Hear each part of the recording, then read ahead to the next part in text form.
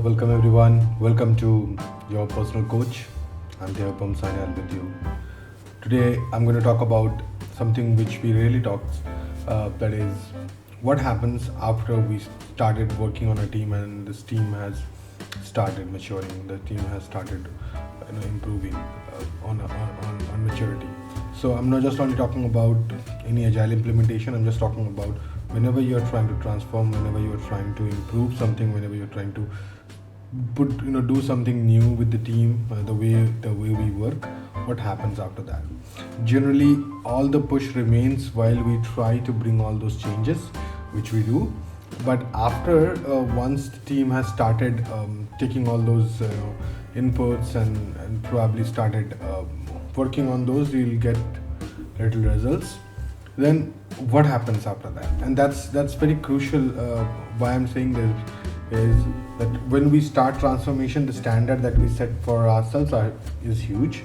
So we think that team is going to achieve all these things XYZ, and after some certain point of time, maybe a month or two, whatever the timeline that we have, or 6 months, whatever timeline we have fixed for ourselves, if we do not see those results, we kind of get depressed, or we think that whatever we are doing is wrong, and we try to we try to over engineer the transformation, we try to change many other things, and ultimately everything falls apart. So let's put this into first thing, what we should do. So whenever you are starting your transformation, as I said, irrespective of what kind of transformation is this, make your goal realistic, and it should be very small.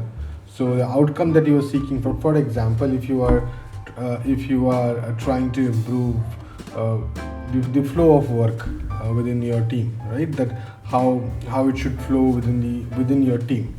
So the probably the first target outcome would be, after a couple of months or after 1 month, is that do we understand where the roadblocks are? Where are the blocks where my flow is getting stuck, right? So that's the first outcome. Not that you have created a flow which is probably wonderful and it's flowing value to the customer directly, and you have increased your productivity, efficiency.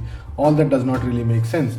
So what you have to do is ensure that it's realistic. In 1 month of time, we want to figure out what are those bottlenecks that we have in our system, and then from there we would prioritize what kind of stuff we want to work on, what kind of are possible, how can we improve, and so on and so forth. So that's the first thing. The second thing is, people have this notion when they start transforming, that why are we transforming, that are we bad or are we not good enough? That's another thing which we have to be very clear, that we communicate why are we transforming, what is the reason. Because if you do not communicate, the team would not be part of that change. They would just follow your commands, but they will not probably be part of that change. So to ensure that they are part of the change, you have to communicate the why. It's not because they are not good enough, it's just because they have the capability to do something better, whatever they are doing. And whenever we say that we are improving, that does not really mean that I am not good enough. It simply means I can be better than what I am today. And that's how people grow, that's how team grows, that's how country grows, that's why everything grows, right? I mean, that's the natural phenomena. So we have to ensure that we communicate that very specific to the team, that improvement plan does not mean that you are not good enough. And this comes because of so many other things. For example, there is if people have worked in service industries, they know something like improvement plan. When people are not improving, they give them the improvement plan, and all that stuff happens during performance evaluation and all that, and that's probably from where this thing comes. So whenever you're transforming, it's very important that you communicate why, right? The third thing would be that you keep measuring the things that you have planned against, right? And you have to reevaluate your plan. Okay, this is what we sought now. So what can we do next, right? I mean, based on these results, do I stick to the plan that I made, or do I need to change my plans? Do I need to improve my plan? Do I need to see what? Because that's the beauty of plan. You plan today, and it might not be valid tomorrow, right? But the input that the research that you did, or the plan that the intent that you had today, it remains the same. It's just that execution needs to be different now. It cannot be planned the same way which was, because the environment has changed, the factors, factors impacting the transformation has changed. So we have to ensure that we keep evaluating those factors, those parameters, those environment, so that we can keep working on our plan, right? So having said that, now finally, to conclude it, if you have started improving, remember the first one is to have a plan which is realistic, which is short and realistic. Keep measuring that against your plan.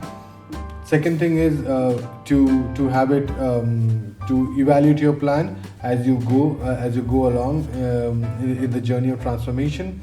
Third, keep communicating why you are transforming, what are the changes that you are making, why you are changing your plan, each and everything, so that the team is part of that change, right? And at certain point of time, people will think, okay, till how long we would be changing, and that's where you need to ensure that you talk this very thoroughly, that it's not about bringing drastic change to the work, or it's not about always bringing new things to transform. It's about the change is something very constant. It keeps happening. So whenever you are changing, the reason should be clear, the reason should be valid. The second thing is, it's not about just for the sake of transformation you keep bringing changes to the team. That will destabilize the team, right? You do not do that.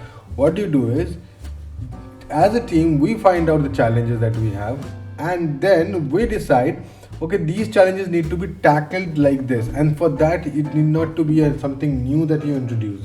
It can be something reshuffling, it can be something just changing our way we communicate, right? To just improve those small things, right? And whenever people talk about transformation, they make it so huge, so big, that we have to keep changing everything every day, rejig the team and do all that. That does not really make sense, and we should not do that, because that will eventually in a long term harm the team, because if you change too much, it will destabilize, right?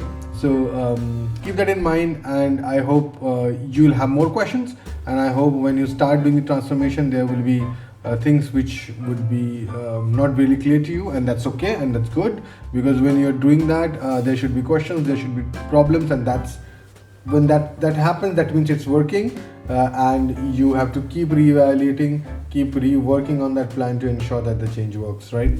Thank you so much, and please subscribe to this channel, and I would see you soon.